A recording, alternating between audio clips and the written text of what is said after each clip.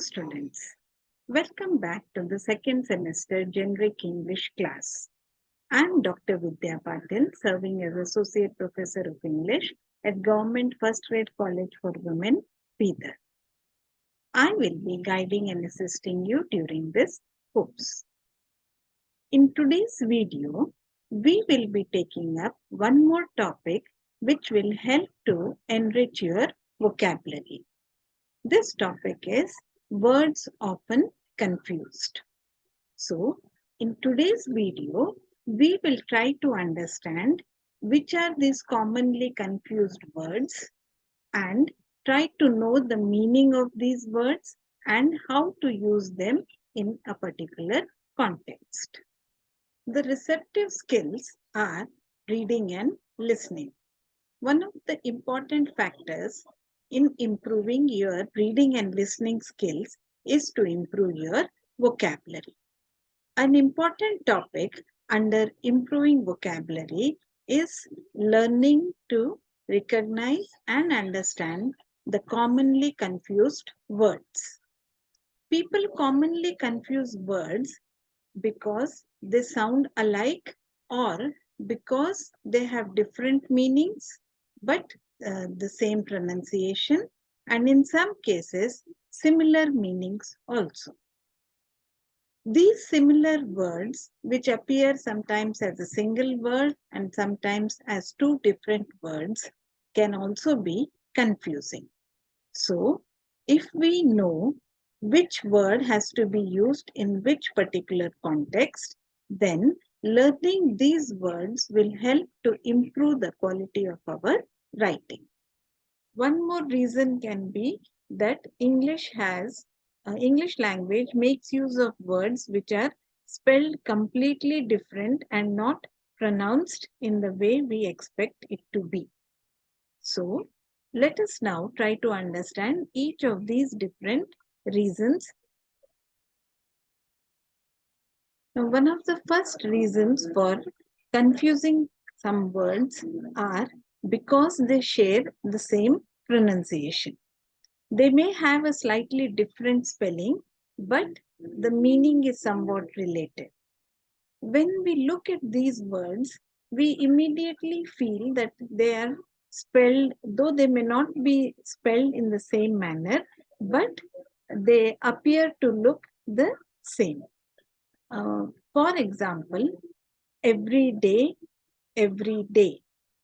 patience, patience, compliment, compliment.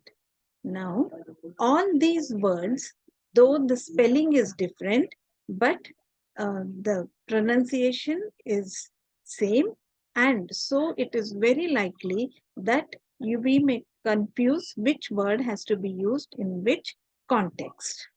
When we learn to make use of these sentences by understanding their meaning correctly and using it in the right context, then the quality of our language improves. The next reason is some words have similar spellings, but they are not pronounced in the same manner. The meaning of these words also differs from one another. For example, access, excess, envelope, envelope, loose, loose, desert, desert.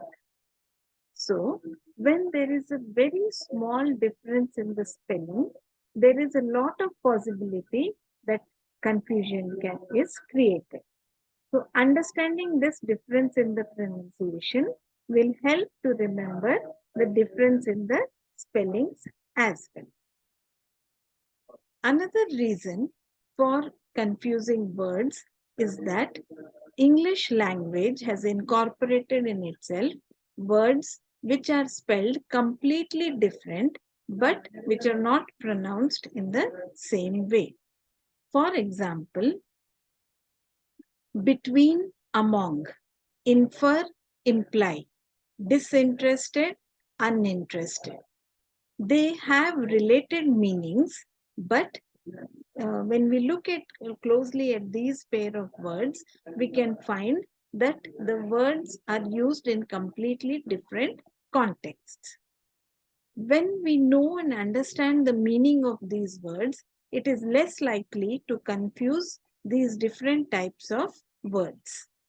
They may sound alike, or sometimes they are spelled quite differently, but because of the related meaning, it causes confusions.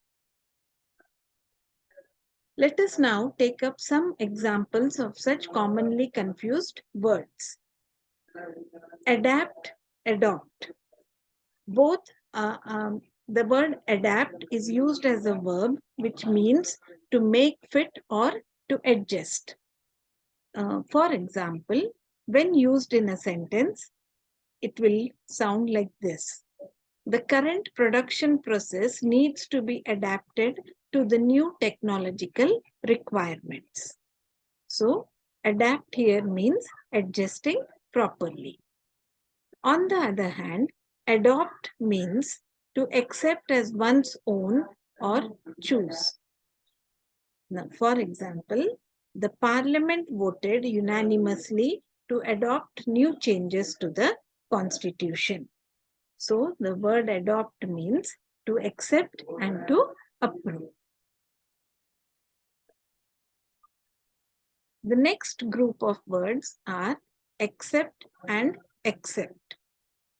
Accept is a verb which means to agree or receive favorably. For example, I accept the invitation to the party. Accept is commonly used as a preposition which means excluding or leaving out something. For example, I would go except it's too far. We can also say that I would go, but it's too far. So, except is a word which can be used as a preposition. The next example is affect and effect.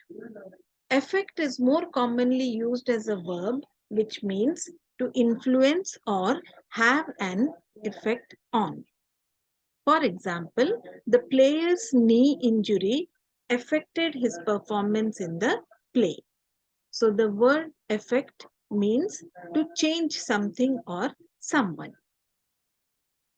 Effect, on the other hand, is more oftenly used as a noun which means influence. The player's the knee injury had a negative effect on his performance in the play. So here we realize that the word effect means to bring about change. Effect is also used as a verb with a meaning of bring about or cause. So, an accident at Indiana Oil Refinery affected the rise in gas prices. So, we can see that the word effect, when used as a noun and when used as a verb, can convey different meanings. The next group of words are already and already. Already is an adverb which means by or before a certain time, by now or by then. For example, we have already completed our project. I already did my homework. So when we use the word already, we are telling them that when we did a particular thing. Already is a phrase which has the meaning being prepared.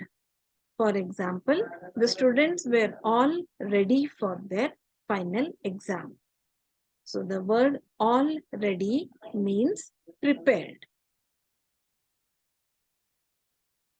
The next group of words is beside, besides. Beside is a preposition which means next to. She stood beside me. On the other hand, besides is an adverb with a meaning of also or in addition to. There was no one here besides John and me. Besides the group project, students also need to turn in their review papers next week. The next difference is between further and further. Further is used to compare distances. For example, we are going to run 2 miles further today than we did yesterday. On the other hand, further is used for all other kinds of comparisons. It can also mean additional or more. For example, this assignment needs further clarification. So, we can say that further is a physical distance or length and further is a metaphorical distance.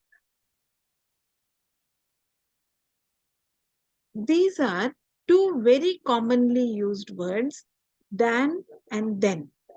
Now, both these words are almost similar in spellings with a very slight difference, and the pronunciation also seems to be quite similar.